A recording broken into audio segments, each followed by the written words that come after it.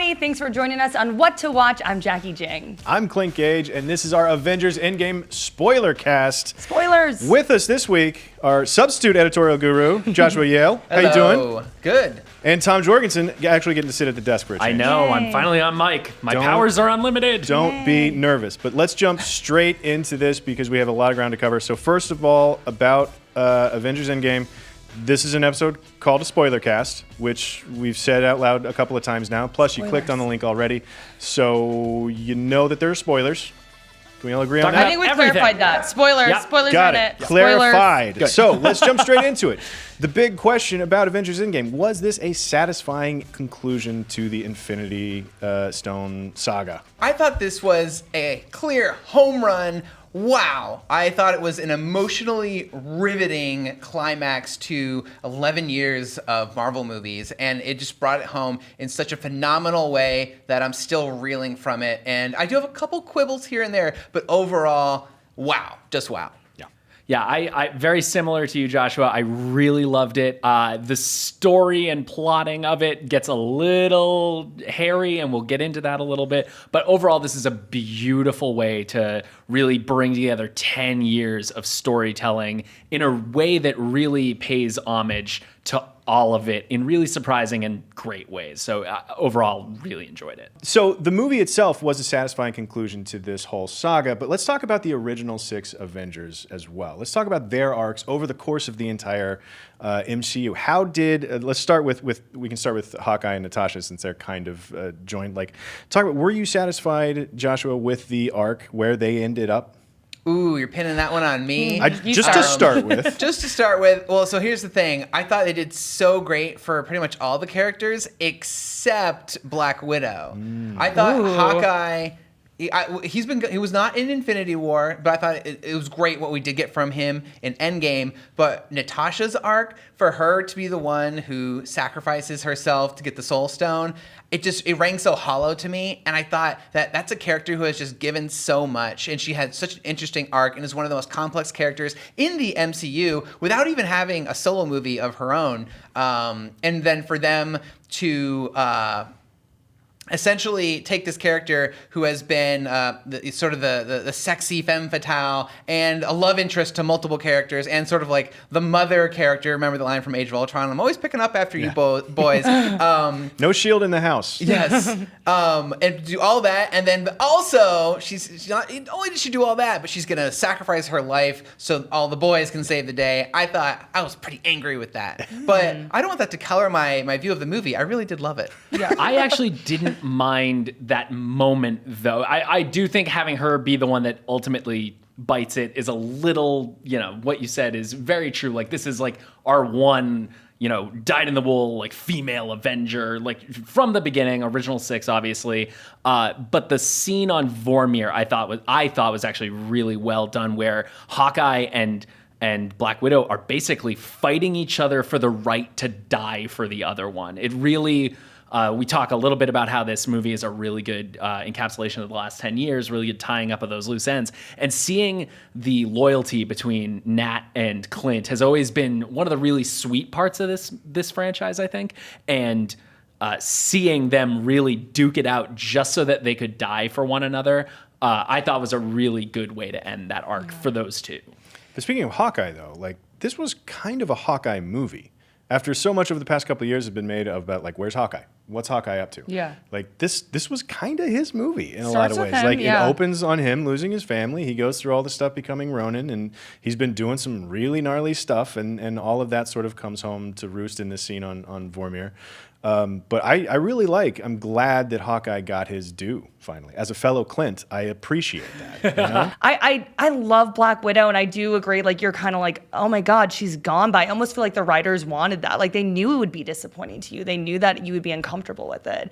And then also Hawkeye surviving, you're a little bit uncomfortable with it too. But then you're kind of like, okay, now Hawkeye has to, like, really do something. And he has to get it right. And he has to live with everything he's done now. Because the movie does set it up so that you can believe that it would be Hawkeye to be the one to take the fall because he can't live with everything he's done. But making him live with all that stuff and have all those memories, that will make things very interesting going forward 100%. For him. So moving on to another original 6, the Hulk. What do we think about the Hulk? How did Bruce end up? I thought the Hulk had a really interesting arc, but they did a lot of it off screen. Yeah. Yes. Because his whole conflict in Infinity War was that the Hulk and Banner weren't getting along. The Hulk didn't want to come out and play and fight, so they had Come to and fix play. that. They just explained it as though, I spent 18 months in a gamma lab and figured it all out, and now I'm like really cool, best of both worlds. Right. Even going back to the Ed Norton days, I don't feel like they ever gave the Incredible Hulk much to do. I agree. I just and it shows in this movie too. Like I think it's great that he ended up getting to snap everybody back into existence. That was a really cool moment for him. But mostly to your point, like the most interesting thing about his character, about like reconciling Bruce and the Hulk, happened off camera. Like it Yes, happened in a yeah. 5 years later title card. You brought up the fact that he got to do the snap. I thought I really liked that because Hulk has always been this creature, this monster that destroys, and people fear him. Obviously, that changed a lot. That people are asking him for selfies Yeah. to Ant-Man's dismay. That was a great scene. Which is I love hilarious. the They just diner let scene. them Listen to your mother. riff. She knows better. Like he's a was great. meathead in a diner all of a sudden. It's That was wonderful. great. But But- take a picture of Ant-Man. Yeah. But now gosh. he became someone who saved half the universe Yeah. and like reunited the universe, and now he's not this thing that destroys. He's something that creates, that saves, and is truly a hero. And you He kind of have to go back to unsmashed. you kind of have to go back to Ultron too, about with like some of the stuff that he dealt with everybody being scared of him and stuff. So there is a little bit of that there. I don't know. I feel like they could have done more with him. But moving on to another one, Thor. Oh my God. A lot to talk I about when it love comes to Thor's Thor. storyline. Yeah. I know that we're divided on this one.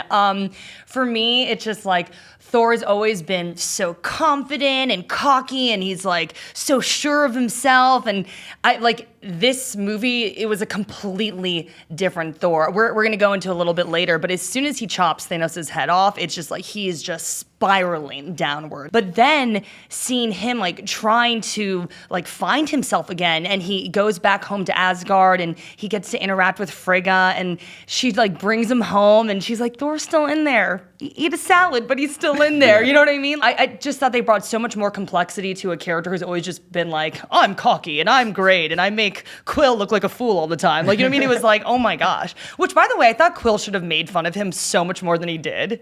Because, like, you know what I mean? Like, when they've interacted before, he's felt so inferior to him. And I'm like, okay, he's fat now. That was Just kidding. Actually, that might have been a missed opportunity. Yeah. So Thor. I'm a Yeah, fan. I liked Thor's arc in this too. I was actually a little disappointed. In my audience, a lot of people were laughing at things that I was like, why are you guys laughing at this? Like, they're clearly doing something more serious, but I guess Yeah. that's how people are going to react to some of it. that's how I felt, that it was a little too silly, and the people were like giggling and stuff, and I was like, this is sad what's happened to him. Yeah, and I guess you can't blame that on the audience is going to take it how they're going to take it. So, maybe they could have picked and chosen their Thor moments a little better, but overall, I do like, as you said, Jackie, Yeah. him kind of swinging that axe, like that's him hitting rock bottom. And watching him come back from that is really joyful in this movie. Right. And the thing that I like too that they really leaned on with him was, you've struggling between trying to be who people think you're supposed to be and who you really are, right? And that's like the journey is he's not a king, he's not a big serious guy. He's funny. He's hilarious. Like there's a funny meta narrative too with Chris Hemsworth as an actor that I think is like he's discovering that he's a comedy actor. Yeah. Like that's where his strengths are. And now hopefully he gets to be a supporting character in Guardians 3. So hope so. that'll be something too. So now the two big guys. Tony Stark. What do we think of how did this movie wrap up Tony Stark's journey for you guys? Oh my gosh. gonna It cry. was so good. It was so good. I'm gonna cry again. His story is the story of the MCU. He was the first superhero. Obviously, we know that that's not true chronologically anymore with like Captain Marvel and Captain America and stuff, but he put himself out there as the world's premier hero when he said, I am Iron Man. And to see how he's grown, how Thanos has haunted him from afar, and now he's had to confront Thanos' master plan and then sacrifice himself, again with those same words and bringing it all home that I am Iron Man, I am this world's protector, and I will stop you, Thanos. Oof. And the tears were pouring out of my face. Yeah, and it definitely is the most tragic arc of the movie because we see after the snap, Tony actually made it out pretty well. Like, Pepper's still alive. 5 years later, he has a daughter now. Like, he has a really happy life compared to most, but he is the one that has to leave it and, has to make, that's that first sacrifice he makes. He knows that this could go wrong, but he does it anyway because he just can't stop being a hero. Yeah, he is the suit of armor that he's always wanted to put around the world. In retrospect, too, it's so obvious how this ended, right? You got Tony Stark, who has never sacrificed anything. Go back to the first Avengers movie, and they have that exchange with Captain America, like, you'd never lay down on a wire and let somebody crawl over you. You'd never do the sacrifice play, and of course, Tony had an answer for that. And so now for him to come full circle and sacrifice, counterpoint to Captain America, who has done nothing but sacrifice himself for the greater good, his entire arc. And so now he gets to wrap up. This is what I loved the way that they wrapped up Captain America's arc, where he actually gets to do something for himself. For the first time since we've met him, he's doing something for himself. And that's wonderful. And just back to what you said real quick about his, always doing something for everybody else, whatever he can. Even when we get to him 5 years later after they kill Thanos, what's he doing? He's running a support group for people that can't deal with the loss. I thought that was a great way to open him up to the story. And yeah, Cap's arc was immensely satisfying in a similar way to Tony's, where you want to see him make that sacrifice play and you want to see how much he's learned over the last 10 years. You also get to see Cap get the happy ending that he deserves after all that sacrifice, which is obviously, he gets to go back with Peggy, and that was delightful. Yeah. Love that. Somebody's got to have a happy ending here. Yeah. So what's out of all of these arcs, out of all the arcs of the original 6 Avengers, Tom, which one was your favorite? I'm going with Iron Man. I think Iron Man's is the most tragic. It is the most emotionally impactful. It really is the best sort of encapsulation of what's been great about these movies. So going with that. Josh? Seconded. Oh, 2 votes for Iron Man. So I said I love Thor's storyline, but Captain America's storyline, oh my goodness. I just really thought Chris Evans nailed this. It was like the first time we see Captain America like letting loose a little bit. He's like hysterical. He's like, that's America's ass right there. You know what I mean? I can't even sell it the way he did. It was just so perfect. Let a little bit of that vanity sneak in there. Well, if you're going to bail on Thor, I'll stick up for him. I like Thor's trajectory over. What I find fascinating about this is I feel like there's been a knock on Thor as a character this whole time, in that he's just, they had to kind of redo him completely for Ragnarok, right? And then this movie kind of justifies some of that, some of sort of the kind of one-dimensional thing that's happening with Thor in some of the early movies, in that it's like, no, you're struggling to find yourself, and then now you've found yourself, and go be happy with that. Like that to me, I thought they really nailed Thor, because they made some weaker spots in Thor's earlier arc better because of it. The Dark World. That's what I was talking about, the Dark World. When I drift off, I will dream about you. It's always you. Okay, so there were a lot of happy and sad moments in Avengers Endgame. So what do you guys want to start with? Sad moments or happy moments? Let's go happy. Yeah. Okay, we'll start with happy then. Okay, so right off the bat, I know what Joshua's favorite part was. Do you want to elaborate? And it was the moment where all of the lady heroes assembled and ran the gauntlet across the battlefield in a movie where, we can kind of figure out what's going to happen just from watching the trailers and making theories and stuff. We make a habit of doing that here at IGN. That was a moment that was completely unexpected for me. And also, as a comic book nerd, there's this all-female Avengers team called A-Force. So just before my eyes, I was like, oh my God, like this is the setup for that movie to come like somewhere later down the line. The happiest moment, in my opinion, Captain America and Peggy Carter getting their last dance, because he's going down the water and he's like, I got a rain check on that dance, and then that's how it ends. Just this romantic music and fades to black. So am I alone on that? No. Total feels, right, Yeah. Tom? Yeah, I actually, it's a Captain America moment. I'll go with a different one though. The moment where he lifts Mjolnir, finally paying off a long running theory that was going to happen. That moment in Age of Ultron is so fun when Thor kind of is like, is this going to happen? And then it's almost like a 4-year ellipses. And then that moment happens, Cap picks up the hammer, and Thor is just like Yes, That's I what did knew it. That's what made that moment, though, right? Was how excited Thor was that Cap was picking up the hammer. Clint, what was your happiest moment? My happiest moment's got to be. I mean, just going back to yours was Yeah. the dance. Like Cap, like for as much as I love Cap's journey through this whole thing, like getting so much of his tragedy is built around that dance. Like the dance is a shorthand for Captain America's journey, right? Like he missed the dance. Like that's his thing distilled into one little phrase. And then so for him to get the dance, like it's great. It's just really, really great. And if I can tag on one more happy moment before we go to the sad stuff, just Peter coming back to life. Oh my gosh, how did we forget that? Yes. He yes. was like obviously Okay. the most emotional death, right, of all the dusted that they really milked in Infinity War. So to see him come back and just still being like Chattermouth Peter, Yeah. and then like and even Iron Man is just so happy to I was see there. him. I was missed a dead. I beat. felt dusty. I'm back. It's great. Hi, Tony. And then they hug it out. I was like, oh Yeah. my God. That's when the tears really started. Yeah. Oh, okay, well, talking about tears starting. Okay, we'll transition to the sad moments. I mean, Iron Man's death. Well, for Ew, me, I just don't even like saying that, right? For me, Oh. it's take your pick with Iron Man in general. Like I started to lose it as a parent. I've got a daughter that's about the same age as Morgan Stark is.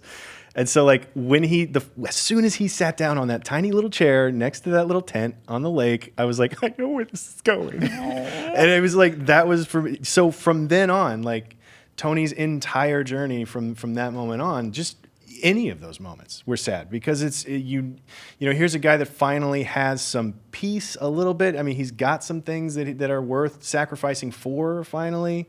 And then you know that he's going to have to make that sacrifice at the end. So like for the death scene was very well executed. It was a really great moment in the film. Especially because Pepper was like holding it together for him. You know, she was like putting up like, we're going to be okay. You can rest now. And then as soon as he's gone, then she starts. So like, it was a great moment in the movie, but it is a moment that was the payoff to, I think, a really ingenious build for the entire runtime of the film, basically. I mean, I Love You 3000. Yeah. Like, come on. The really beautiful thing I thought about his death scene was my saddest moment. Especially seeing Peter's very raw reaction to that, and yeah, as you mentioned, Gwyneth Paltrow or Pepper trying to hold it together and very clearly only just doing it.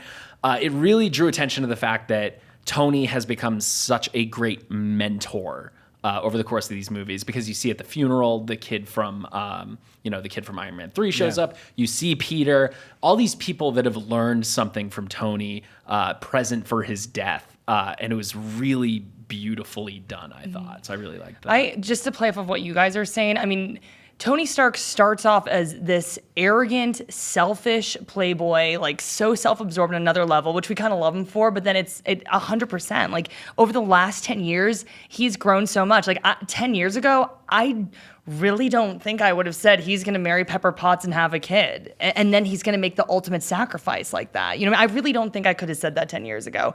But now seeing that all play out, I was like, this is the way it had to go. Like, this is the way it had to be. So. Can we talk about another sneak up sad moment? Okay. I was like, I feel so sad already. Okay, what is it? It's when Thor beheads Thanos. Yeah. When my Thor chops gosh. Thanos' head We off. should have started with sad. And this was 13 minutes into a 3-hour movie or whatever. Like, Yeah. I don't know exactly how far, but like very early, they kill Thanos. And like, Not just kill It should Thanos. be What do we exciting, do Yeah, now? right? like, It it's, should be exciting and Yeah. happy, but like, no, it really shows them just that it's Thor especially, but everybody collectively is kind of at their lowest point right there, knowing the stones are gone, knowing they can't undo this unless they go into the quantum realm, and feeling like this is the end of the road, and just that murder really is what it is. It just is so it is sad. That is a really sad You're part. right, because I guess we imagined when they finally did kill Thanos, it'd be like a moment you'd want to stand up and cheer and like, yeah, but it was such a hollow uncomfortable. It's victory. like- Totally. And Thor, you're right. Thor, just like it's not. He's not a hero when he kills him. Like he has nothing. That was for him. And he just Yeah. he just took it. He just wanted him to be gone because he had caused so much pain. But then hearing that the stones were gone, it sent the Avengers, instead of them taking like an early lead in the movie, we immediately found Thanos. Like that was them reaching their lowest point. Right. It was Yeah. a little And bit then- of a, oh, sorry, go ahead. I was gonna say, then they have to like stew in that for 5 years, and it really sets the tone for the movie of that first hour of just utter depression they have to get over And before they can even mount a reply and come up with a plan. And it's sad for 5 or 6 different reasons, right? Like there's Thor and his trajectory as a failure. There's Cap, who has just moments ago said, like, if this doesn't work, I don't know what I'm gonna do. Like, so he's crushed. It's sad, and like it's sad for us as an audience, like because there's nothing cathartic at all about that moment. It's the most hollow victory that they've ever done in the MCU. He's also in the process of manipulating Nebula into trying to help him when Thor kills him. Oh, gosh, Yeah. And that right, was yeah. the moment where I was kind of like, it's almost an inversion of the Star-Lord moment in Infinity War, where they're waiting a little too long. Like it's kind of Star-Lord is messing with things, and it's Thor didn't even let it get to that point, right? He's just like boom. Especially when he starts trying to manipulate Nebula, I think that was the trigger where Thor was just like, all right, screw this. Yeah. You could not live with your own failure. Where did that bring you? Back to me. So let's talk about Thanos. Thanos, for the villain that brings the whole Infinity Saga home, we really just met him in Infinity War, right? I mean, he pops up in Guardians a little bit. We see him grin at the end of the Avengers. But for a villain that so much of this of the MCU is riding on this villain, like how do you think they handle him, Tom, in Endgame? I was really interested by how they handled him, because when you have a villain that gets his head chopped off in the first 15 minutes of the movie, you're wondering the rest of the time, like, how are they going to develop this character?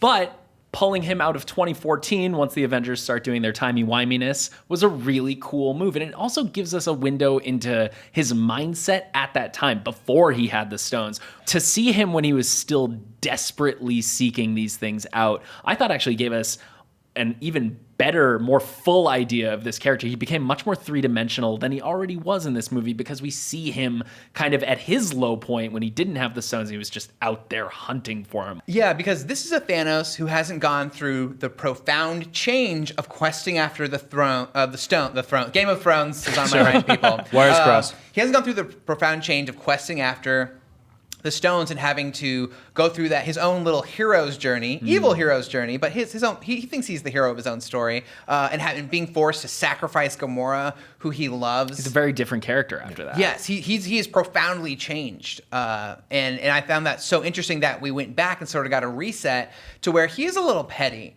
And he is someone his new goal, revised, he's like, you know what, I have always wanted to balance the universe, but now once I've seen the result of all that, of that destiny, where destiny led, that plan, I am instead going to getting his own head chopped destroy off. everything. Yeah, getting his head chopped off. He wants to destroy everything and create a new world where they worship him, and they have no memory even of the Avengers, of people who would stand against him. So there's very different worldviews there, and just like as Tom said, just makes him such a more like rich, diverse character that we kind of got like two different looks at Thanos and his depravity, his evil. They kind of stripped away some of the nobility that he carried himself with in Infinity War, about like he was emboldened by his purpose, in Infinity War, and then here he's just like, no, I'm a bad guy. Yes, I agree. Were you guys too. unclear on that? I'm a bad guy. Yeah.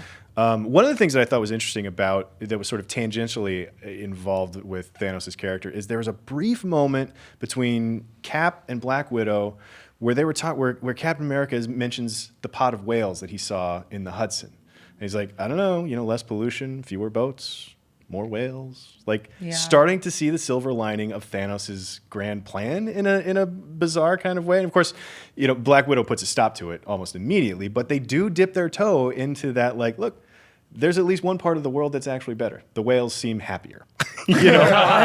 So like Whales are the big winners out of Endgame. So for Captain America to even bring up the potential of that sort of silver lining, and then meanwhile we've got Thanos transitioning into like full-on scene-chewing bad guy. Like he's not twirling a mustache quite yet, but like he's close, right? Like he is a bad, full-on bad dude. That has lost any amount of like, I'm a bad guy doing it for the right reasons that he had in Infinity War. I also want to bring up how Thanos in this movie somehow upped his physical game, like his physical presence, his threat on the battlefield. that end fight against him, he was taking Brutal. on everybody. He had his propeller blade, his perfectly balanced, like Darth Maul sword, which I actually thought was a nice nod to this funny thing in the comics where he's in a helicopter, like this Thanos helicopter. So I was like, did they give him that as like a wink to that funny, helicopter comic book thing? It has that kind of sound effect when he Oh my throws it. gosh, It sounds a little that's bit funny. like a helicopter. I'd like to think so, but just seeing him fight everybody, and even Captain Marvel, who he's like the Super Saiyan who can take on anybody, and he even finds a way to take her down by taking off the Power Stone out of the glove. Cool. Like, Yeah. he's thinking he's so smart, and he knows the stones very well, and he does the way he just pulls that out and blasts her away, and the only way to take him down was the Tony snap, like to really put an end to everything. I just thought he was so imposing. Yeah. Totally. He was scary because, like you said, just so mentally strategic on the field, but then just so damn strong too. Like I agree. He was like a force out there. It's crazy to think that they took the gauntlet away from him and actually made him stronger in a way, which is like another testament to just kind of how good this movie is, I think. Even if there's a small chance that we can undo this, I mean, we owe it to everyone who's not in this room to try. So let's talk about something in the movie that we all kind of knew was coming, right? The return of the Dusted or the Vanished, depending on which memorial wall you're looking at. How do we think? Like, we all kind of expected that they were going to figure out a way to bring everybody back. How do you think that this movie executed that? I was actually pretty happy with it. I think that we have been speculating a long, long time. Pretty happy? Because I was stoked. Yeah. Well, I mean, it just wasn't so surprising. That's what I was kind of getting at. It's like we've been just pouring over this, and not everyone gets as deep into it as we do here in terms of the theorizing. But I think that the way that it happened was like, it was satisfying in that everybody came back, and it happened at the right moment, obviously. You get that Avengers. We finally hear Cap say Avengers Assemble, which was great, and I love that they underplayed How it. upsetting would it have been in retrospect if he'd have said it at the end of Age of Ultron? Yeah. To waste it Right? there. Yeah. No, we all knew they were saving it for a big moment, and there's no bigger moment than this to use it. I think I would have liked to have been a little more surprised with the how, but yeah, overall seeing them come back was great. Well, I mean, that's the thing. Like, we all knew it was going to happen, and I was still floored by the execution of it, right? Yeah. Like, the moments before that have that just a gorgeous, gorgeous shot of it's a big, wide shot. You can see all of Thanos' army and just Cap. One of the best shots Yeah. in the movie. It's a gorgeous. I mean, it looks. Josh, we were talking about. It's a splash page, right? This wasn't just a splash page in a comic. Once that battle started going, that was like a double page spread that opened up into a quadruple, into like an 8, and just kept going and going. 24 frames a Starts folding second this and- way. And As a lifetime comic book lover, I was just so appreciative of them going that big, and I think and that was just such an awesome tribute to the comic books that inspired all of this of executing an action scene in a battle that big. That's something that comic book artists have been rendering like for such a long time, and I think that like filmmakers get a lot of inspiration from that. So to see that those big splash page moments just come to life one right after another was just so gratifying, and really shows a love for the craft of comic books. I thought that it was just like straight Lord of the Rings. Like, I just like saw this unfolding before me, and I was like, this is beyond epic. And then you just see all these different factions from all the different worlds and backgrounds that we've been watching for how long now? Like more than 10 years. And I was like, oh my God, it's all coming together. My brain was overloading. But in true Marvel style, it all unfolds out of On Your Left. Right? It all unfolds out of this tiny little like character moment, this moment that it's like an intimate thing between Sam and Cap. Like, he hears Sam over the radio, like, Cap, come in, on your left. And when he said on your left, like, I lost it again. It was one of those like, this is gonna be so like hair's getting blown back. Like, it was amazing. Like, I don't know how they could have stuck the landing better. Yeah. I also loved how they really gave everyone a valid time to shine. Like, I was like, how are they going to give all of our favorites time to shine? And then I was talking to you guys earlier about like Black Panther, like coming out of the woodwork. Yeah. And then we got Let's Spider-Man. talk about that relay, right? So they got to get there's a moment where they have to get the gauntlet across the battlefield into Luis's van, right? Yes. Like, that's how Good connected sentence. everything is. Luis's van is on this battlefield, and like now we have a relay between They have to all these literally characters. run the gauntlet. Yeah. Yeah. It really is a nice encapsulation, though, of like what is the most important sort of message, especially out of the Avengers movies, and Civil War, I guess, is kind of it going wrong. Teamwork, right? And that was such a good moment of teamwork, where it was something as they're not trying to blow things apart with their superpowers. They're literally just trying to get an item from A to B, and they need to work together to do it. And that was a really fun, simple, exciting way to see them do that. Yeah. And Scarlet Witch. Oh, Total badass. that Yeah. was so epic. I mean, honestly, when she just like looks him in the face, and then she's like, "You've taken everything from me." I was like, "Oh, girl, take him down." And then Captain Marvel versus Thanos. I mean, Oh, wow. man, Our Lady showed up huge. It was so nice. It was awesome. I also love that she now has the comic book accurate short haircut, and that Thanos headbutts her, and she just doesn't even flinch. Yeah, Like, that was great. Was there anything missing from this scene? I mean, they included practically everybody. Was there anything you would have liked to have seen? A Anything Shuri else? moment, like a Yeah. snarky Shuri moment. Yeah. Nothing else. She had a was basically great it. she had a Very great specifically, entrance, yeah. but didn't get to say much. Yeah. Yeah. Otherwise, though, It's a long movie though. Dope. Like you gotta move along. Would have liked to have seen some of those rhinos charging across. Oh, there. wow. That would have been yeah, cool. the rhinos, elephants. Just But kidding. overall, Game I- of Thrones, Game of Thrones, you get the reference. lines crossed. The movie Yeah. did a pretty good job of giving us everything we wanted to see in that scene. I thought. and then some. And then Yeah. some. Yeah. It was delightful. Even Peter Quill getting kicked in the nuts, Yeah. Yeah. We all which we he all needed to see deserved that. after Infinity War. Yeah, frankly, yeah. There was that beautiful. I did enjoy one specific moment that I'll call out is when Cap wielding Mjolnir, which was great. When Cap throws the hammer. Or throws the shield and the hammer to create a shockwave behind Thanos to knock him over. Really nice Avengers callback. there. Yeah. really creative action. Like even if you get tired of all of the big CGI spectacle, pixel fatigue, whatever you want to call it, like it was really inventive the way that they staged this action scene.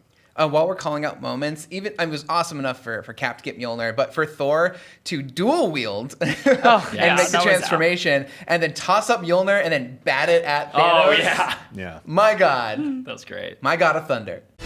You trust me? I do. So Avengers Endgame, obviously, super ambitious way to end the Infinity Saga. A big movie like this that ties all of this kind of stuff together, we're going to end up with some WTF questions, right? There's going to be some things that it's like, wait a minute.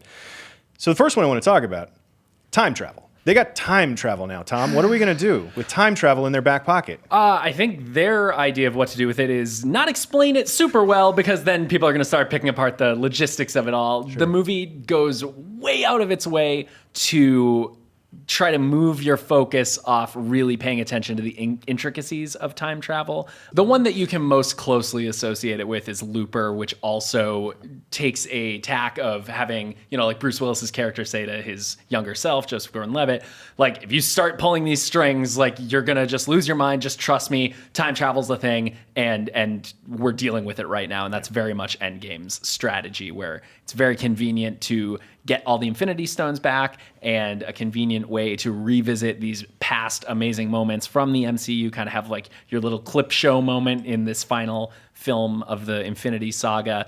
But yeah, they certainly leave more questions than answers, I think.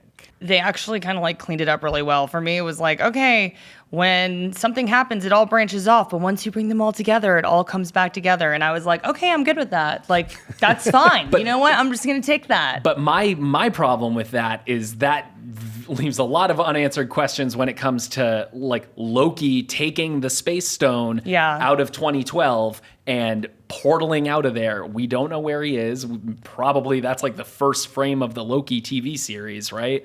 But that moment, and also seeing Cap having gone back and returned the Tesseract. I mean, did he return the Tesseract to 1970, or where? Yeah, that was the where idea, Loki right? took it in 2012. Too many questions, Tom. You Just have let to it be what return it to is. where you got it, right? Yeah. So that the one rule. was So probably 1970. 1970. Yeah. So when Loki took it in 2012, like maybe it's somewhere else when Thanos is trying to. See, this is the thing. What? We've been talking about this for a while, not just what you're seeing on camera, but no one can kind of come up with one way to explain how time travel works in the MCU. And to Tom's point, they didn't really want us to think about it, but we're nerds. We're going to do that. We're going to think about it. We're thinking a little. Yeah, well, I think everyone's going to walk away with a slightly different take. It's not all going to make sense. Most people aren't going to care as much as we do about That's this. the truth. This matters. Yeah, that is the truth. But it's definitely really confusing. The more you think about it, the less sense it makes. But I will say, if just watching it once, it made enough sense that I was okay. There with was it. nothing egregious about how they handled time travel. Like the way that I'm looking at it is, I can't remember who said it in the movie, but they talked about how it's just like, no, if you go into the past, like that's still you. You're still moving forward to your future, but it's just in the past now. Like it's still one. Professor Hulk said that. Yeah, Professor explaining Hulk, it to Ant-Man. Yeah. Okay, so big WTF question I have is what is going on with Gomorrah? I mean, are there two of them? Did she die? What's going on? Like, I'm so confused. Joshua, help me. Well, yeah, you bring up a really good point because at the very end we see Peter Quill scanning for Gomorrah, and it looks like that 2014 Gomorrah that came to the future. So I think she did not get snapped away, but along with all of Thanos' forces and all the other time-traveling intruders. I think she survived that. But then it brings up the question of, well, that's an old Gomorrah. So if he does go find her, that's not our original Gomorrah who fell in love with him, as we saw when she kneed him in the nuts. But there's this other question that you have to consider as what's the deal with the Soul Stone? Because Black Widow went into the past with Hawkeye and sacrificed herself, traded soul for a soul. So when Cap presumably, follow me here, put the Soul Stone back, does that mean that Gomorrah then was released? I don't really know. I'm having trouble here even trying to talk all this out. Yeah. But I think the ultimate answer is no. There's no Soul Stone shenanigans based on what Hulk said when he tried to do the snap. He tried to bring back Black Widow, and he got a big no from that. And I think whatever sort of mystical exchange is going on there with the Soul Stone, that's a one-way permanent. ticket. Yeah, That's Soul Stone's permanent. Yeah. And so therefore that applies to Gomorrah as well. So original Gomorrah is dead, and we're left with this 2014 time remnant Gomorrah who's still around in the present. How did I do? I We think rolled that's back good. the software a couple of years. Yeah. It's, I would argue it's still the same Gomorrah, right? Like it's just the Gomorrah that we met at the beginning of Guardians. Yes. Yeah. Right? So like Gomorrah in 2014 just fast forwarded past the time at which she was sacrificed for the Soul Stone. She's not been on the adventures with the Guardians at that point, so she hasn't grown or changed or fallen in love with Quill or any of that stuff. But it's the same Gomorrah because ultimately she chooses the right side, right? Yeah, she's almost completed her emotional arc of Guardians of the Galaxy in Endgame again. So we're starting out with her, even though we don't know where she is, we do know that she's good at heart and that she can be, she can integrate herself. Do you And think she's Quill's also, going to like- win her back over again? I'm honestly looking forward to seeing how that romance plays out again. Like, you know what I mean? I'm like, she was already kind of put off by him a little bit, but I mean, Little bit. rightfully She hit him in the so. nuts. Somebody Yeah, I mean, it's grabs your face and you're not really familiar with them. But I mean, think we're again, he didn't know the invested in that. situation. It's all the that right. stuff. It's the right move. Like, Yeah. no, you don't get to touch me. Like, Yeah, no, it was the right move. Here's a new Yeah. It's still boss. 2014 Gomorrah. Yeah. Yeah, I guess I just want to see okay, what's Quill gonna do now? Like he has all these feelings and memories, she doesn't have those. So I don't know. That'll be fun to see play out. Yeah, so ultimately, just to put a pin in this, I think that the plot of Guardians 3 will probably be the Guardians going to look for this new Gomorrah and trying to bring her back to the team. But obviously, as we've just said, there's a lot of things going to be different. This isn't the same Gomorrah. I don't know how that romance is going to play out. She doesn't have the same friendships with all the Guardians, so it's going to take some readjusting, but I do think it'll be interesting to see how she does factor into the next Guardians movie. Okay, so after the movie, there's a big question about Black Widow, right? And it has to do with the Soul Stone and when it is returned, and is she somehow released from the pact or whatever with the Soul Stone that Hawkeye made, however that mysticism works. Is there a chance that Black Widow is alive again? I don't think so. Not based on the evidence that the movie gives us. I think of any of the sort of undoing aspects that we kind of explore, the one that seems the least likely is the fact that any death in service of getting the Soul Stone is permanent. I agree. I think that Black Widow's sacrifice stands. We obviously know that she has a solo film coming up. Guessing that's going to be a prequel, and I think we know, or there have been reports of that. The reports Yeah. have said yes, it's a prequel, Yeah. and then I heard a rumor report-ish thing that said it's going to actually take place after the first Avengers movie, so after she's become an Avenger. So yeah, we will see a future for her, but the future will be in the past. In the past. Not confusing at all. And whether or not that past is different from the past we already know is jury's still out. Yeah. What happened Exciting. in Budapest?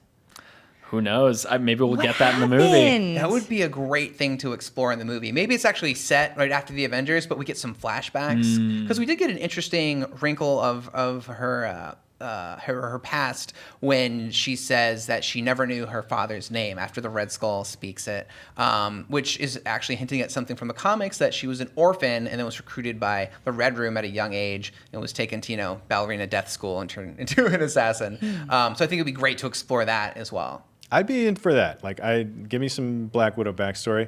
I'm gonna go on the record though. I don't want to know what happened in Budapest. I'm saying, let that be let on that its be a own. mystery. Yeah. Let that be Hawkeye and Black Widow's thing. It's none of our business, you know. I'm fine with that too. Yeah, it's just like Guns N' Roses never should have made Chinese democracy, That's what I keep saying. right? Okay, so let's chat about Loki. Love him. And the Tesseract. Did anybody see that coming? Like, I was like, what? I mean, the Tesseract's in like every other MCU movie. No, at but this him, point. It was like Captain him Marvel. hitting him there and him needs- just disappearing like that was just like, Yeah. okay, If there Loki. needs to getting be it back. one thing survive Endgame, it's gonna be the Tesseract. It's always going to be Yeah, a Tesseract. It's very going to be in true. something's Bad penny. stomach or. But where is he? That's a great question. I actually thought where that scene was going to go was that he ported out with the space stone. He escaped. I thought they were going to go have to pursue him, and we're going to get some really juicy, cool, like Tom Hiddleston scenes. I was hoping for that too. But they just never address it again, which makes me think they left that hanging on purpose, and maybe Loki's story isn't done. We do know that Loki is going to be getting a TV show starring Tom Hiddleston on Disney Plus, the new streaming service. Perhaps they'll pick up right there and explore where that 2012 post-Battle of New York Loki went and the adventures he went on and how it all kind of ties back together. Because eventually, if I have the timeline shenanigans correct, eventually the Tesseract has to come back to where it was, or at least wind up in a similar place for time to continue as it did. Also, IGN's own Jim Vejvoda talked to Kevin Feige, and Kevin Feige was talking about how Loki has lived a very long life, and he's like gesturing sort of like to the past, with a wave of his hand. And so I think if you read into that, it's that he's an ancient being of he's what Thousands of years old. old. And so there's a lot to explore there. So maybe we'll pick up with him on that moment, but then we'll get some like flashbacks to his history and get to see, Loki's younger years. Like Doctor Who, if the Doctor was like a real jerk. oh my No. God. That would I'm be great. very here for that. Yeah. Yeah. I'd watch That would that. be I'd great. watch that show. Mischief. Yeah, ancient cosmic adventures with Loki. Like, let's do it. Yeah. I'm totally Sign up me with up. that. Totally But I in. do think that like him getting out of there with the Tesseract and them just never dealing. That's the one moment in Endgame that feels like something out of Iron Man 2, right? It feels like something that's just like, this is a thing that we got to put in here to set some other stuff up. But because they never addressed it, and because he didn't show back up at any point, it's just like, that has to be open ended. There Shrouded in doesn't feel like a mystery. lot of setup for further MCU movies here, other than just like bring all the heroes back to life.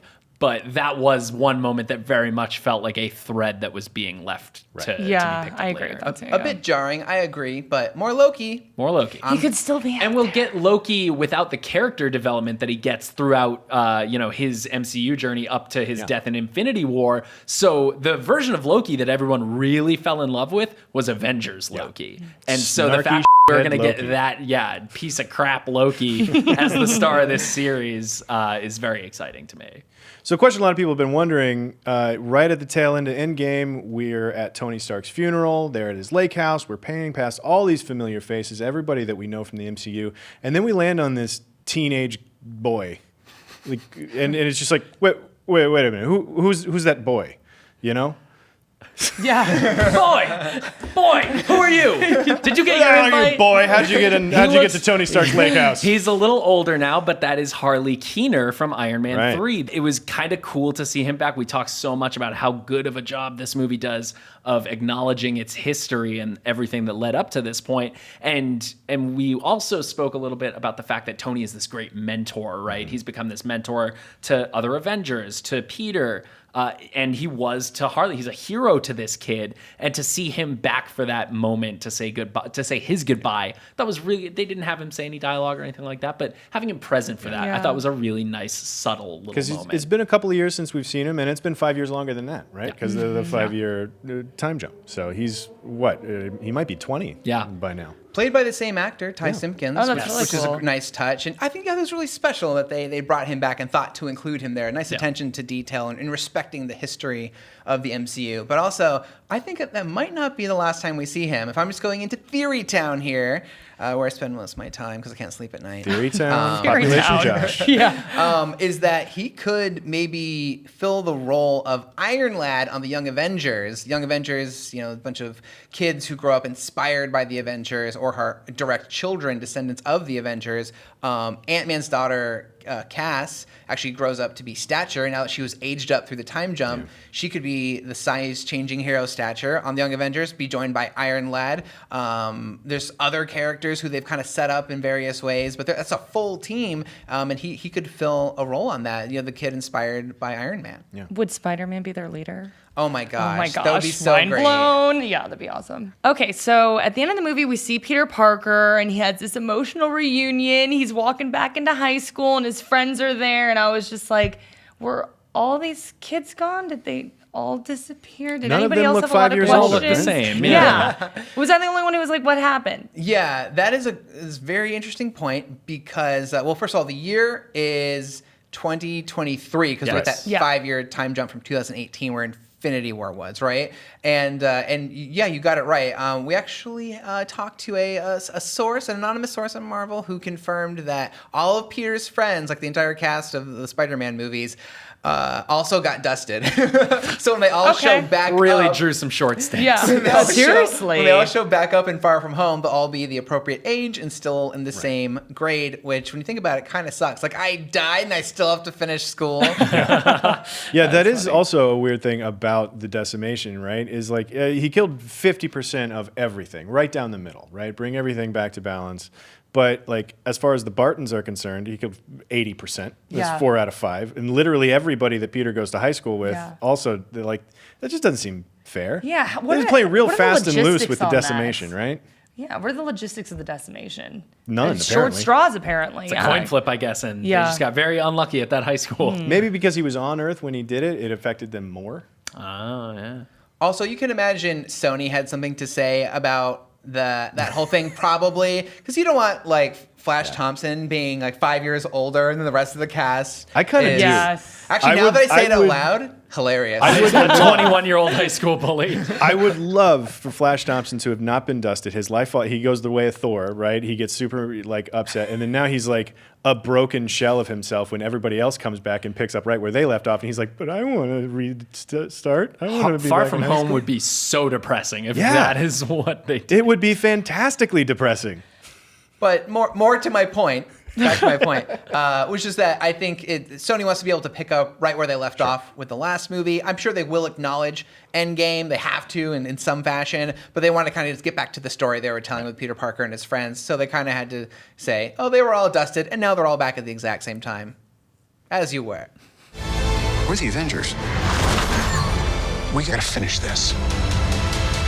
Avengers Endgame wrapped up the Infinity Saga, but what is next? Normally, after an Avengers movie, like after the first Avengers film and after Age of Ultron, it really like informs the story moving forward into the next phase. You know, a lot of the next phase is kind of a reaction to the Avengers movies. Do we think that's going to be the case here? Like, what are they going to do next? Black Panther, Doctor Strange, a lot of cool stuff. Captain Marvel. I mean, I'm looking forward to it. I mean, there's a soft spot in my heart for the original 6, obviously, but it'll be kind of cool to see what they do with Doctor Strange and all these new faces that I've seen, Spider-Man, so I'm personally looking forward to it. I want something new. I want something fresh, so. I got a question for the room. Oh. If all those characters who we know are getting sequels, Yeah. Become the face of the next Avengers team, like a Captain Marvel-led Avengers team with Spider-Man, with Doctor Strange, with Black Panther, other folks, Etc. whoever Pay else. some respect to Wong, please. Wong true. shows up. He got invited to Tony's wedding. Does that lineup excite you as much as it would, one of the previous first 4 Avengers movies did? No, it does. We need more. Black It Panther? frankly does blood. not. Oh, And wow. that's why I feel like they've got a lot of work to do, right? Like if we don't get another Avengers movie for 7 or 8 years, it's probably okay, right? Yeah. Like they did. I mean, the last 22 movies have done such an incredible thing. To think that you can just immediately build more from there is like I don't see that coming from Kevin Feige, from the MCU. I think they're going to reset a little bit. In fact, I think like the post-credit scene of Endgame with it's pretty clearly sounds like Tony hammering on his original Iron Man armor in the cave. Like I feel like that is more of a like the MCU, the filmmakers telling us like we're starting from scratch here.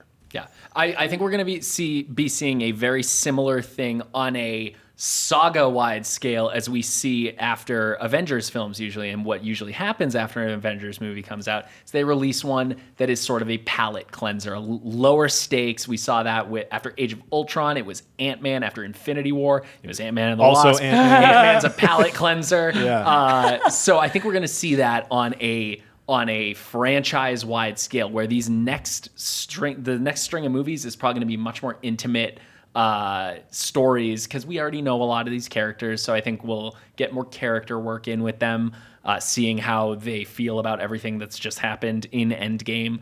But we'll start to see the seeds of that larger conflict sown. I would actually offer something else to that. I think the next phase should be an isolated phase, like it's one chapter that isn't building like some 3-phase epic villain like they did Thanos. I think just a smaller breath. Yeah, of just like, let's give us one adventure that you kind of seed, in the background through all these movies, and have all those heroes assemble to fight that threat, and then move on to something else after that. So I think that would actually give them. That would be perfect, because let's say they do Avengers Secret Invasion, the threat that was set up in Captain Marvel. And then after that, now it's been how many years is a phase? Like 4 or 5 years. Then now you're ready to do Avengers like versus X-Men and Oh my God. Fantastic Four. Like introduce Oh my those God. properties. In fact, make the next phase do like an X-Men phase. Right? Like where you I'm in. seed in all those characters. Yeah. Beast, many people don't know, was a longtime Avengers member in the comics. So start playing into something like that. Then headline that with these two franchises butting up against each other, Avengers versus X-Men, right? Toss in the Fantastic Four somewhere, get Doctor Doom. He's your next big villain for the phase after that. Boom. Do And Civil then- War again, just like comics, dude. Yeah. Civil War again, like. I want a Rogue Gambit love story movie. That's all I want. Okay, it right. that's That's all I phase want, 6. That's coming in everybody. phase Yeah, 6. that'll Ooh. be a while. And if we did get Rogue, she could have her real powers, like her Superman powers, because she could steal them from Carol Danvers like she does in the comics. Oh my gosh, stop! Can someone hire him as the writer? I got a Please. screenplay. Whatever it takes.